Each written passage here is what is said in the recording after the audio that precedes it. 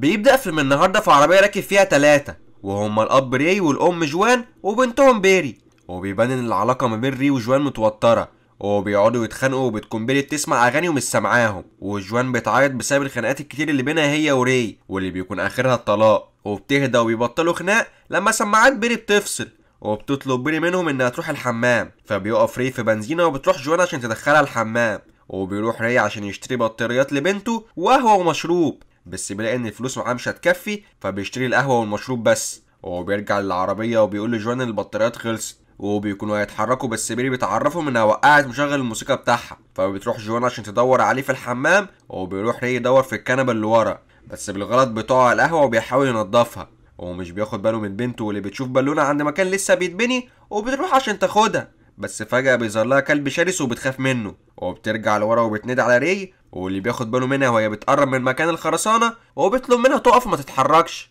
وبيحدف الكلب بطوبة، بس بيري بتخاف وبتقع، وري بيحاول يساعدها فبيقع معاها هو كمان، وبيغمى عليه وبيفوق بعد شوية على صوت جوان وهي بتصرخ، وبتكون بيري فاقدة الوعي، وري مش بيكون مستوعب اللي بيحصل، وبيزق جوان وبيغمض عينيه وبيفتحها تاني، بيلاقي بيري فاقت وبيكون دراعها مكسور، فبياخدها بسرعة وبيتحرك على أقرب مستشفى. وبيكون ري بيسوق بتهور وبيكون هيعمل حادثة، وبيوصلوا على المستشفى وتروح جوان تستنى مع بنتها في الطوارئ، وبيروح ري عشان يسجل اسم بنته وبيرجع تاني، بس بيري بتتألم جامد من دراعها، فبيرجع ري للاستقبال وبيستعجل الموظفة وبيكتب اسم بنته قبل الباقيين، وبيروح على الأوضة وبيكون فيها ممرضة بتسأله أسئلة غريبة، وبتكون عايزة يمضي على ورقة إنه يتبرع بالأعضاء، بس ري بيرفض وبيطلب منها إنها تخرج بره الأوضة. وبتيجي ممرضة تانية وبتكشف على بيري، وبيقول الدكتور إن دراع بيري مكسور وإنه لازم يتجبس، وبياخد باله إن بيري خبطت دماغها، وبيطلب منها تعمل أشعة مقطعية على دماغها، وبيقعدوها على كرسي متحرك وبيتحركوا بيه على أوضة الأشعة. والممرضة بتعرف ري إن القوانين بتقول إن واحد بس اللي المفروض يدخل مع بيري،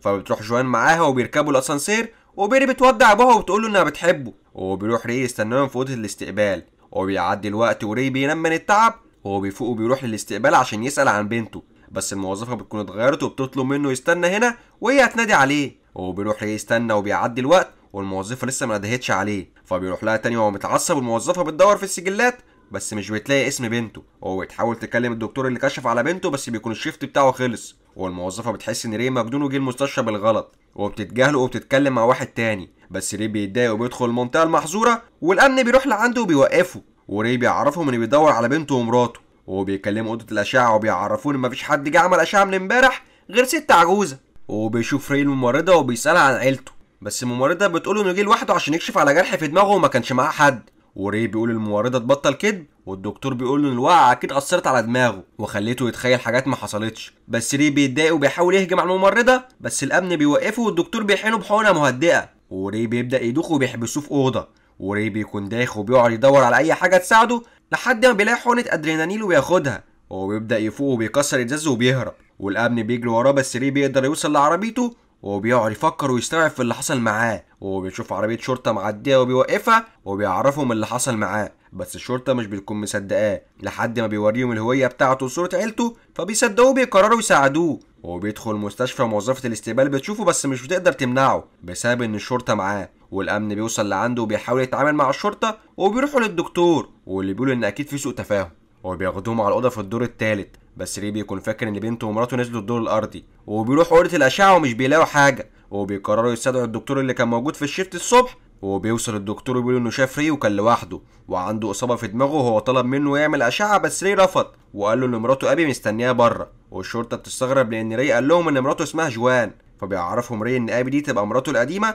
وماتت من 8 سنين، وبيقرروا الامن يفرغوا الكاميرات عشان يتاكدوا من اللي بيحصل، بس الكاميرات مش بيظهر فيها اثار لبيري او جوان، وري بيقول ان المشكله في زاويه الكاميرا، والشرطه تبدا تحس ان ري مجنون، وبيروح ري لعند السرير اللي بنته كانت عليه وبيلاقي الوشاح بتاعها، بس الشرطه بتعرفه ان ده مش دليل قوي، وري بيطلب منهم يروحوا معاه عند البنزينه، بس الدكتور بيقول للشرطه ان الخبطه ممكن تكون مؤثره على ري، وبيقرروا يعرضوه على دكتور نفسي، والدكتوره بتقعد معاه وبتساله عن اللي بيحصل معاه وعن ابي، فبيعرفها ري ان ابي تبقى مراته القديمه وانها ماتت من 8 سنين في حادثه، وهو ما قدرش يساعدها بسبب انه كان شارب، وبيقعد يعيط، والدكتوره بتحس ان ري صادق وانه عنده مشكله بجد، وبتطلع للشرطه وبتطلب منهم يروحوا للبنزينه يمكن يلاقوا عيله ري هناك، وبيتحرك ري مع الشرطه على البنزينه، وبتطلب الشرطه بقوات مسانده عشان يدوروا على المفقودين، وبيدوروا وبيلاقوا جهاز التشغيل بتاع بيري مرمي على الخرسانه، وبيلاقوا بقعة دم كبيرة، وبتقول الشرطة ان مستحيل الدم ده كله يكون نزل من ري لان الجرح بتاعه مش عميق للدرجة دي. وبيكلموا الدعم وبيطلبوا منهم يحوطوا المكان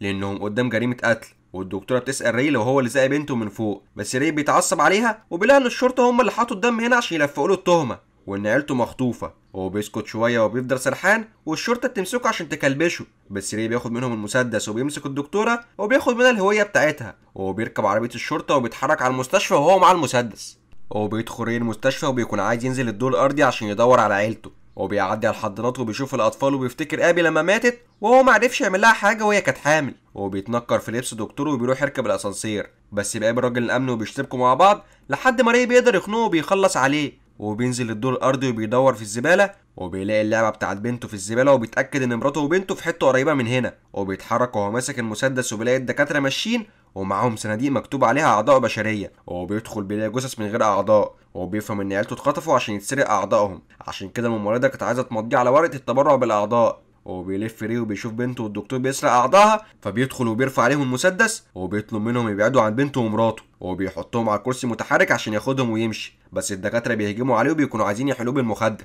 بس ريه بيقدر يوصل المسدس وبيضرب على جذب النار وبينفجر، وبياخد عيلته وبيتحرك وبيقتل اي حد يظهر في وشه. وبيركب الاسانسير وبيخرج مع عيلته من المستشفى، وبيركبوا العربيه. وبيري بتفوق وبتقول لابوها ان ايديها لسه وجعاها، فبيغني لها ري وبيبص في المرايه وبيبان انه راكب في العربيه لوحده، انه بيتخيل كل ده وان اللي معاه دول اتنين خطفهم من نص عمليه جراحيه. وبيبان ان بيري لما وقعت على الخرسانه ماتت، وجوان قعدت تزعق لري فزقها ودماغها دخلت في حديده بالغلط وماتت. وري مش بيستوعب ان هو السبب في موت مراته وبنته، فبيبدأ يتخيل انهم لسه عايشين وهو وداهم على المستشفى وكان بيحاول ينقذهم. بس بيبان كل ده انه بيجر شخصين تحت تأثير البنج، وبيكون جثة بيلي وجوان في شنطة العربية، بس عقل ري مش بيكون مستوعب اللي بيحصل وبيكون فاكرهم لسه عايشين. وجوان بتطلب من ري يرجعهم على البيت.